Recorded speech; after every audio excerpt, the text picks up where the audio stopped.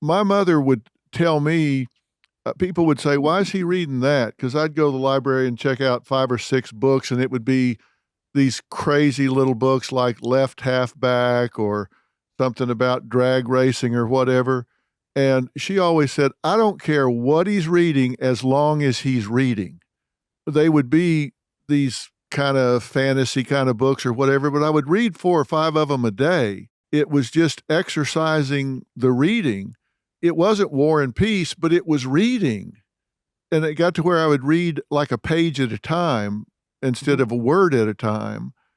And then when it came time to read something that mattered, then it was really easy. But even comic books, if kids will read anything, it seems to me that it's good that they're reading. So listen, Doc, I compared, reading or learning to read, like I played basketball and I was pretty good. In order to be good, you got to practice and you got to do it over and over again and practice the right way. So when we do our sessions or trainings at the National Literacy Institute, I'm not selling the program. I tell them all the time, I don't, Dad, what can I buy for our school? I don't have anything. All I have to do is give them knowledge on how to be an insightful, knowledgeable teacher on how to teach literacy. But to me, it's just like practicing to be, in a sport, basketball or baseball. You got to do it over and over again to get good. You got to work that muscle, right? And you got to build that schema. But a lot of times, again, these kids are not reading. And then a lot of our teachers are not trained to teach reading, and especially if that child is coming with a reading deficit or some type of area of concern, and so area of need. Let me make you laugh, Dr. Phil. We're getting ready to do this thing called book swap. And book swap is where the children bring a book from home, and then we give them a new book. Just the other day, I had someone say, "Do you think, Doc, that's going to work? How many kids do you think are going to be able to bring a book from home?" And I had a lot of people saying they don't think that it's going to work. I couldn't understand. We did it before COVID, and I've done it before, but I'd had a lot of people say, "Do you actually believe they're going to bring a book from home? Do you think they have books from home?" I just, that threw me off for a second. But it's where the kids come and we have authors that speak about their books and stuff like Right. that, and then they give the child their book. And for the first time, I heard quite a few educators tell me they can't wait to see how I'm going to pull this off because they can't imagine children bringing books from home, that they don't have books at home. Wow. So yeah, I just I'd be interested to that see how that goes if they're yeah. actually reading in the home. But they said they didn't have books. So I have, and I'm such a person, like, again, I play sports, I like to win. Because I heard that, I'm like, I can't wait to do it though. But that they want to see. They don't think the kids will have books at home to come and swap with me. Basically, what they said, we don't want you to be embarrassed in front of authors because the kids may not bring books to get a new book. Dr. Phil, we did a conference. Let me just say this other piece. I'm having a good conversation with you. This year was my 20th year doing the National Literacy Institute. And Ron Clark was my speaker. So a lot of times he and I do a lot of stuff together. I told him this time I wasn't going to let him outdance me. So I had practiced on my moves. So I didn't I think I did him this time. I outdanced him. But we had over 3 to 5, I think it might have been close to 5,000 teachers at this conference. And when I tell you the spirits were high, I mean, it was a lot of great presentations, but the morale, the feedback that we got, people were like, they had never attended a conference like ours. We try to bring a little entertainment as well as good presenters that know how to focus on, helping children read and read on grade level. That's what we literacy. It was really good though. This is our 20th year. We're just trying to reach as many teachers and provide them with support to really make an impact in the lives of children. Yeah, that's my focus. What are we going to do about this teacher shortage? Oh, listen, we got to make it more attractive to students who want to major in education. Here it is. They come to higher ed, and I'm in the area, and I'm trying to promote people to come into my, organization. Hey, do you want to be a teacher? And they all look like, no, I'm going to business. I'm going here. So we got to figure out how to make the field a little bit more attractive, right? I do think we have to increase. I don't, and Dr. Phil, I don't feel bad about saying that. I've been in education, the only thing I've ever done. So I feel like I have the credibility, as the kids say. I feel like I can say we need to increase the pay. It needs to be a little bit more so that teachers can have just one job. I go into schools and I hear teachers saying they work two jobs. I just want you to get paid, and then work this one job, go home and rest and come back and be energized the next day. I don't want you to leave and then have to go work a night shift to be able to do that. I also want to, I think we got to really talk about how to teach all children, right?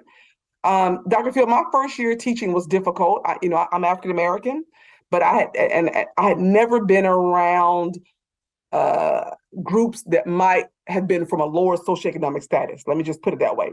So even though I looked like my parents, I still had a difficult time being able to understand my parents, right? And that still happens now.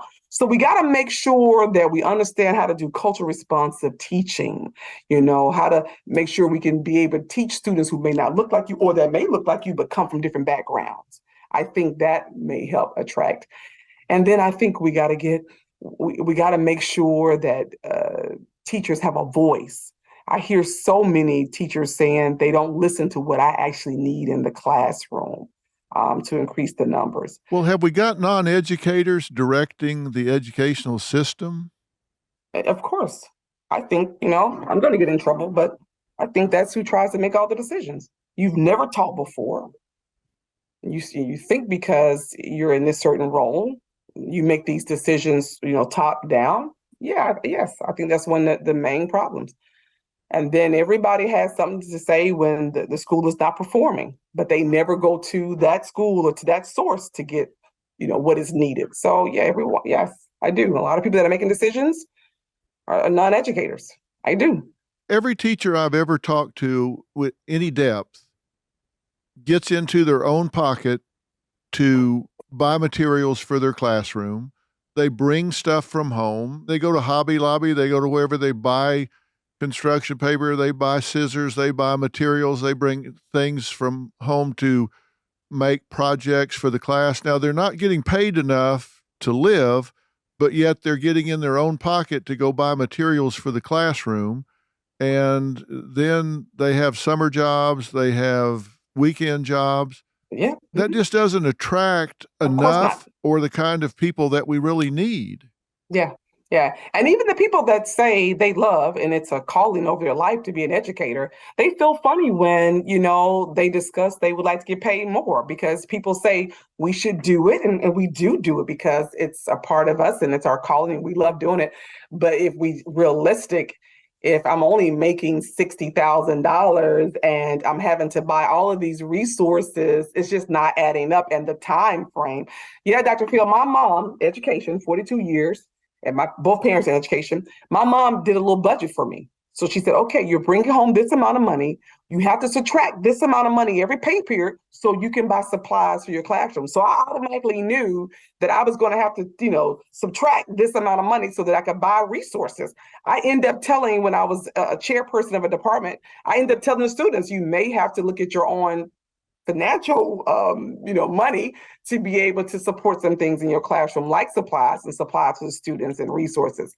Yes, Dr. Phil.